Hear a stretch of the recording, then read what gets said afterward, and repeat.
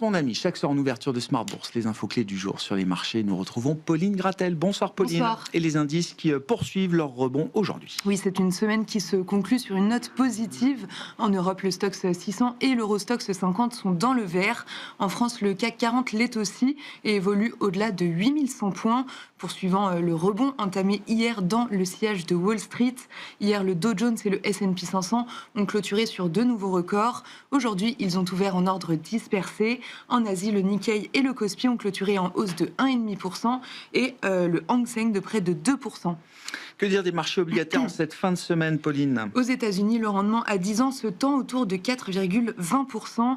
Le rendement allemand à 10 ans évolue autour de 2,85% au cours de la séance. Le spread franco-allemand s'établit à environ 70 points de base. En Asie, le rendement japonais à 10 ans se tend à nouveau et évolue autour de 1,95%. Sur le marché d'échange, le dollar se stabilise avec un euro-dollar désormais à plus de 1,17. Enfin, l'argent inscrit un nouveau record autour de 65 $. L'or est au plus haut également et flirte avec ses précédents records. Assez peu de données macro pour cette séance, en attendant le déluge de données américaines qui vont ressortir du passé dans les prochains jours. On a quand même jeté un coup d'œil rapide à la croissance mensuelle du Royaume-Uni. Oui, pour le mois d'octobre, la croissance est en repli de 0,1% sur un mois, alors que les analystes attendaient une progression de 0,1%. Cette publication renforce les paris d'une baisse des taux de la Banque d'Angleterre de 25 points de base jeudi prochain. Bon, et puis les secondes lectures d'inflation pour différents pays de la zone euro n'ont pas apporté de grandes nouveautés. Non, rien à signaler. Les chiffres en France et en Allemagne sont conformes à la première estimation. En Espagne, en données harmonisées, l'inflation ressort légèrement supérieure aux attentes.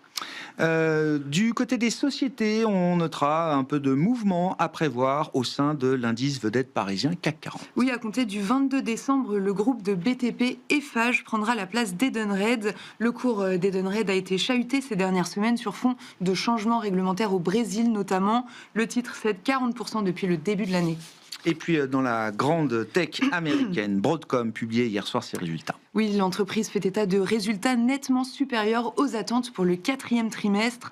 Pour l'ensemble de l'année, le bénéfice net a fait x4 et les revenus ont progressé de 25%. Malgré cela, Broadcom avertit que sa rentabilité pourrait s'effriter les prochains mois. Cette annonce intervient au lendemain de la chute de 10% du titre d'Oracle et des inquiétudes ravivées sur le montant des dépenses en IA. À l'ouverture, le titre Broadcom dévissait de 8%. Et puis le groupe Lululemon publiait également ses résultats. Le spécialiste des vêtements de sport fait état de revenus en hausse de 7% au-dessus des attentes du marché.